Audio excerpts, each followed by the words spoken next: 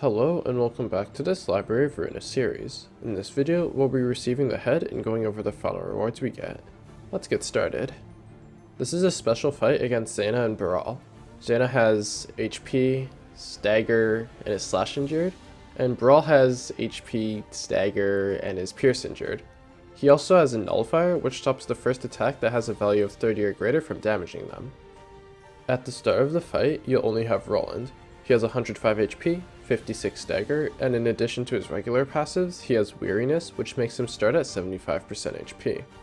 On the first scene, Zena will be untargetable and won't act, and Baral will be casting Serum W, which rolls 30 to 30 slash. Ideally, you'd use Old Boy's Workshop here, but if you don't have it, then Alice Workshop can reduce the damage by a tiny bit. After that first scene, Gebura will join the battle. She has 120 HP, 67 stagger, is blunt injured, and in addition to her regular passives, gains Gebura's prowess, which is just Mio's prowess. After one more scene, you'll also get Binah. She has 115 HP, 70 stagger, is slash damage injured and slash stagger ineffective, and instead of incomplete arbiter, she'll have unarbiter, which just gives her 5 pages instead of 4. Beyond that, all of her pages will get upgraded. I'll just give the TLDR here. Frey's light cost gets reduced from 1 to 0, Chain gets some power, Lock gets another blunt on 2, Pillar gets some power and a bind effect, and Shockwave gets some power and 3 stagger protection. Now we can talk about Baral and Zena's decks, starting with Baral. Baral rolls 7 to 11 slash, 7 to 10 blunt, and the blunt cannot be destroyed. I typically use my youngest die on Focus Spear or Upstanding Slash to clash into this one, but Roland can also clash into it if he's powered up with Durandal. Extirpation rolls 9 to 18 pierce, 5 to 8 block, and the pierce does 3 bonus damage on hit. I usually use a Focus Spear or Old Boy's Workshop to beat this, but you could also use Pillar to nullify it. Serum R rolls 18 to 27 blunt, 5 to 9 block. Since Gebura is blunt injured, you can use Focus Spirit to mitigate it, or again use Pillar to destroy the powerful die. Serum K rolls 9 to 16 slash, 5 to 8 block, and will make Baral recover 50 HP at the start of the next scene. Again, block on 1 or Pillar. Tri-Serum Cocktail rolls 8 to 14 slash, 8 to 14, 8 to 14 blunt, and the 2 blunts can't be destroyed.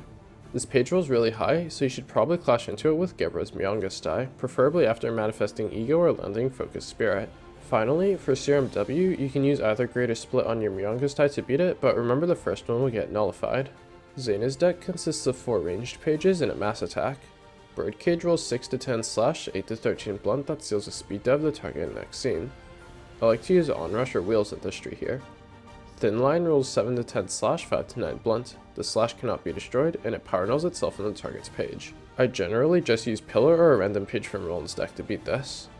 Line rolls 11 to 16 pierce, 5 to 6 block. The pierce has an anti-recycling clause, and it power nulls itself on the target's page. I generally just use a block on 1 here, but you can also use Lock to beat it. Thick Line rolls 15 to 20 blunt, has an anti-recycling clause, and power nulls itself on the target's page. I generally just tank this one with a block on 1. I particularly like Gebura's Focus Spirit on her non-Myongas die. Finally, Shockwave is a mass summation rolling 27 to 30 blunt and inflicts 1 feeble this scene on hit. Use your strongest pages here, that is Crystal Atelier, Lock, and Spear if you have a bunch of strength, or Greater Split Vertical if you don't. If you're lacking in those pages, you might want to use your own Shockwave to at least mitigate the damage somewhat. You'll only need to survive a few scenes and then they'll leave on their own. There is an achievement for finishing the fight without losing a single ally, which isn't too hard given a couple of tries. As long as you redirect attacks away from characters who are about to stagger, you'll be fine. Now for the rewards. You get 6 generic pages, a new page for all of the Ensemble members except Argali who gets 2, and the Abno and Ego pages for Keter. Let's go through them in that order. Taste Test is a 1 cost rolling 3 to 8 pierce that restores 2 light on use, and on hit, if the user has 2 or less resilience, gain 1 resilience. Resilience works basically the same as it did in the Greta fight, blocking X instances of status ailments from being applied. Overall, I don't like the slight regen on non-stiletto builds because it's on a lower power level than Gigi and Extract Fuel in my opinion, not having a defensive die and being a 1 cost rather than a 0 cost. Opening Ceremony is a 4 cost rolling 6 to 10, 6 to 9, 5 to 9 block. Additionally, on use, it draws a page, restores a light, and reduces the cost of all pages the user plays by 1 next scene. I really like this in my purple tier overcharge decks in place of Serpentine Barrier and beyond as it's a really good enabler. At emo 4 and higher, it can basically be around about -1 cost if you play 4 pages under the cost reduction effect, and the rolls are quite strong as well. On other decks it might be a bit unwieldy to use though. Shaded Strike is a 7 cost rolling 4 to 8 slash, 2 to 8 pierce. It draws a page on use. On combat start, it boosts offensive dice power by 1, and while it's in hand, its cost is decreased for each clash lost against offensive dice. I seriously don't understand this page. As a 0 cost, it's good, at 1 it's fine, and at anything else it's just bad. Needing to lose 6 clashes against offensive dice to make this playable is quite a hoop to jump through, so why not just run something that's always playable? Unity Bolster is part of a cycle of Unity cards that you get. This one is a 1 cost that rolls 3 to 8 blunt, 3 to 7 slash, and on combat start, all other allies using a Unity page get +1 power for all their dice, but the effect cannot be stacked. Unity Bulwark is a 2 cost that rolls 69 block, 5 to 8 pierce, and on combat start, all other allies using a Unity page get a 69 block die added to the one of their page. Finally, Unity Coordination is a 2 cost rolling 5 to 8 pierce, 4 to 8 slash, and on combat start, all other allies using a Unity page get a 4 to 8 slash at the end of the page. You get 9 copies of each page, which means you can probably fill out an entire floor with the Unity pages if you mix and match them with light regen and page drill. The pages themselves are also quite good as 1 or 2 costs that have reasonably strong rolls and 4 dice apiece, assuming of course that you trigger all of the effects for all allies, which shouldn't be incredibly difficult. I've personally never used Unity and it might end up being more effort than it's worth, but it seems like a fairly strong option for messing around. Now we can move on to the Ensemble pages. Philip gets Flames of Despair, which is a 1 cost rolling 3 to 8 slash, 3 to 6 blunt, with the slash inflicting 1 burn on hit. Additionally, on use, if the user is at emotion level 3 or higher, a copy of Scorching Desperation is added to the user's hand at the start of the next scene, and all enemies get inflicted with 1 burn. Scorching Desperation is a 5 cost mass individual rolling 14 to 20 pierce and inflicting 3 burn on hit, but it exhausts at the end of the scene. This is a somewhat roundabout way to get a repeatable mass attack, needing to charge it up in a sense by casting Flames of Despair, which has pretty sad rolls mind you, isn't great, but the mass attack itself has very good clashing and decent damage. Eileen gets Slot Gear Indoctrinate, which is a 5 cost mass individual rolling 5 to 9 pierce. It's only usable after the second scene, and on use, it's exhausted and added back to hand after 4 scenes, and if it hits at least once, all other allies restore 1 light.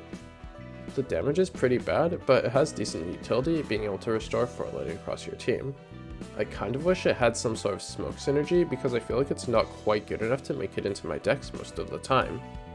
Greta gets Tackle Mount, which is a 6 cost rolling 11 to 15 blunt, 3 to 5 slash, 3 to 5, 3 to 5 blunt. The first die destroys all of the Clash Losers dice, the other 3 dice have their damage increased by the amount of bleed on the target, and all the dice recover 3 HP on hit. This page is pretty high damage, especially if you can stack bleed on the target or power on Greta, and it hoses dice with a weak 1 but strong 2 or 3. 6 light is quite a lot though, so you'd probably need to run 4 light regen to accommodate this page. Bremen gets Course at the Climax, which is a 6 cost mass individual rolling 6 to 11, 5 to 10 blunt, both inflicting 1 paralysis next scene on hit. It's only usable after the second scene, and on use, the page is exhausted and added back to hand after 4 scenes, and it inflicts 2 fragile to all enemies this scene. This mass attack has some really strong debuffs with 2 fragile and paralysis, and I think it slots nicely into basically any Bremen deck. Oswald gets Climax, which is a 5 cost mass summation rolling 1 to 50 blunts that on hit deals 8 stagger damage. On use, the page is exhausted and added back to hand after 4 scenes, and it inflicts random status ailments to other enemies between 2 fragile, disarm, feeble, protection, and stagger protection. This mass attack is wildly inconsistent and can end up helping the enemies, but the ceiling is extremely high. I think it's reasonable to put this in your deck, and if you liked running Boundary of Death on Eugen, then you'll probably love this page. Tanya gets Pitch Black Pulverizer, which is a 6 cost that rolls 13 to 20, 13 to 20 blunt, 6 to 10 block, with the first blunt dealing 5 stagger damage on hit and the second dealing 5 damage on hit. Like Tackle Mount, 6 light is a lot, but the dice here are extremely strong. It's quite good at nullifying mass summations, and I'd run this in my Tanya decks, running 4 light regen and maybe some cost reducing passives like Easygoing Breather. Jaehyun gets Straining Strings, which is a 6 cost mass individual rolling 6 to 10, 6 to 10 pierce, both inflicting 1 bind on hit. On use, it's exhausted and added back to hand after 4 scenes, and all allies with Puppeteer Strings recover 20 HP and stagger. The damage and the debuffs on this page are stellar, and while recovering 20 HP and stagger to an ally sounds really good, the ally already has an undying effect from the Puppeteer Strings in the first place, so I'm not sure if it's good enough to run. Elena gets Unending Thirst, which is a 6 cost mass individual rolling 6 to 9, 8 to 19 slash. The second slash recovers 3 HP on hit. On use, it's exhausted and added back to hand after 4 scenes, and if the user's recovered at least 20 HP this act, the page cost is reduced by 2. At 6 light, I'm fairly happy to play this page, so at 4, which is where I'd expect it to be after 3 or 4 scenes, it becomes stellar. Definitely a solid include in any L in the deck. Pluto gets Deluge of Brachial Quietusis, which is a 6 cost mass individual rolling 5 to 8 pierce, 5 to 8 slash, 4 to 7 pierce that, on use, gets exhausted and added back to hand after 4 scenes. The damage here isn't stellar, but being a 3-die mass individual means stacking power is extremely good, so if you're running Pluto as a primary classroom, then this is a fantastic page to run. Argalia gets 2 pages. Controlled Resonance is a 1 cost that rolls 3 to 8 slash, 3 to 8 blunt, and on combat start, Argalia's Resonance passive triggers if the target has 4 or more vibration. It's important to know that while this will affect Largo and Allegro, Resonance Scythe still requires perfect resonance to trigger. This page is a bit of a crutch, but it helps nullify bad luck and makes Argalia so much less clunky that I think it's still worth running, despite the abysmal rolls. Crescendo is a single-use 6-cost mass individual rolling 6 to 10 pierce, 9 to 22 slash. The slash does 150% damage at the first die hit, it's only usable after the second scene, and, on use, it adds a copy of Grand Finale to the user's hand. Grand Finale is a 6-cost mass summation rolling 30 to 40 pierce. Note that this one's not single-use. Both of these mass attacks are pretty devastating, and considering Grand Finale has the same roll average of greater split horizontal but easier to cast multiple times, I'd definitely try to slot this into my Argalia decks. Finally, we can talk about the Keter Realization rewards. First, you'll get access to these Abnormality pages. Hammer and Nail is a very strong build around. Whenever the selected librarian lands a pierce attack, 1 nail is inflicted to the target, and if a character with nails is hit with a blunt attack, they take damage equal to 5 times the amount of nails, and all the stacks of nails are removed. While it's a little bit clunky, this basically reads as pierce damage plus 5, which is quite busted. Leer is another very high damage page, simply making the selected librarian deal and receive double damage. This page is somewhat similar to Yesod's Dark Flame, and like Dark Flame, since you control where dice go, this symmetrical effect ends up being stacked very heavily in your favor. Guilt is a more defensive page. It reduces the incoming stagger damage the selected librarian would take by 1 to 3, and when they are hit, the attacker takes stagger damage equal to the physical damage the character received. This combines quite nicely with Leer and can make the attackers stagger themselves in hilarious fashion, but just be sure to pack a lot of sustain or undying effects. You'll also get access to these 5 ego pages. Wrist Cutter is a mass summation rolling 19 to 27 pierce that, on use, purges strength, endurance, protection, and stagger detection from the targets. The damage isn't too high, but if you can remove buffs from enemies, it's quite strong. I wouldn't default to this, but if you're in a reception where enemies have lots of strength or endurance, then it's a great pick. Aspiration is a 5-cost mass summation rolling 24 to 39 blunts that, on use, makes the user lose 50% of their current HP, and it gives 1 strength to all allies next scene. The damage here is pretty high, to both the enemies and the user. It's at its best when you have a librarian that's on low HP so the self-damage is low, but if you're confident, then the strength gives a fairly compelling argument. Marionette is a 1-cost that rolls 19 to 27 slash and deals 5 damage to the target on hit, but on use, all of the user's pages cost 1 more than next scene. Obviously, this page is extremely light efficient, but is between a pseudo 3 and 5 cost depending on how many pages you use on the next scene. I think I like this page most when you're at emotion level 4, so you can dump all of your light this scene after using Marionette, then emo up to 5, restoring all your light, but it's a great panic button at any stage. It also synergizes with Aspiration, as you can make a librarian who's about to die use both pages and get a huge final burst out of them. Frost Splinter is a 6-cost mass individual rolling 7 to 12, 8 to 13 blunt, both inflicting 1 bind to people next scene on hit. While the status debuffs are great, the damage is a bit low for me to want to take this page too often. Finally, Remorse is a 6-cost rolling 8 to 13, 8 to 13, 8 to 13 blunt.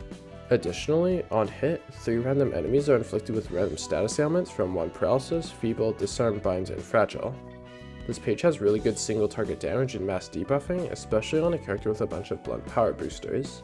Generally, I take both Marionette and Remorse and either Frost Splinter or Wrist Cutter depending on whether or not the enemies have buffs that I want to purge.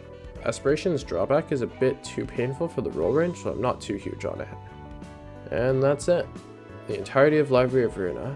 I'll be taking a break from uploading for a while to put chapters and captions on my videos, as well as just to unwind after doing this for just over 2 years. I'll see you in 2024, and as always, Thank you for watching.